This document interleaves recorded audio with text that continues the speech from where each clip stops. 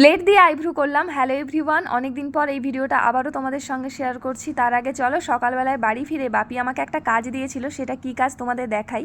এখানে কিছু ভাজা মশলা রয়েছে যেগুলো চিনির সঙ্গে একসঙ্গে মিশিয়ে আমাকে বাপি বললো গুঁড়ো করে দিতে হবে। তার জন্যই রান্নাঘরে গিয়ে মিক্সিতে সমস্ত কিছু গুঁড়ো করে এই কৌটোতে ভরে রাখছি। আর এই 2-3 দিন না পরপর দেখছি ভালোই রোদ বেরোচ্ছে। তবে এই ভিডিওটা অনেকদিন আগের, বর্ষার শুরুতে, তখন কিন্তু মাঠে জল জমে ছিল না। কিছু ভিডিও ছিল যেগুলো ডিলিট করতে গিয়ে এই ভিডিওটা চোখে পড়ে, তাই জন্য ভাবলাম তোমাদের সঙ্গে শেয়ার করি। দেখো আমার ঘরের জানালা দিয়ে আমি পেঁপে পাড়ার চেষ্টা করছি।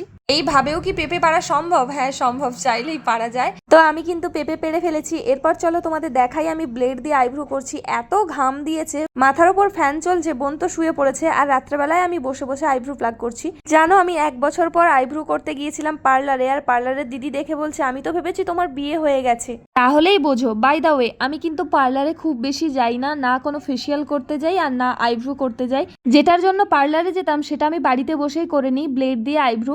আসলে 1 সপ্তাহের মধ্যেই আমার আইব্রুতে হেয়ার চলে আসে, তো সেই জন্য আমার বিরক্তি লাগে বারে বারে যেতে। আর তার জন্যই কিন্তু আমি বাড়িতে নিজে হাতে আইব্রুটা প্লাগ করি ব্লেড দিয়ে। আচ্ছা, তোমরা কি কেউ আছো যারা ব্লেড দিয়ে আইব্রু করে থাকো? কমেন্ট বক্সে জানিও।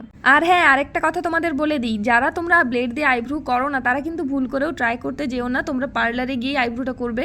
আমি বাড়িতে এইভাবে ব্লেড দিয়ে আইব্রু করে থাকি, তাই তোমাদের সঙ্গে শেয়ার করলাম। আইব্রুটা ঠিকঠাক করতে পেরেছি কিনা ব্লেড দিয়ে সেটাও জানিও তোমরা কমেন্ট বক্সে।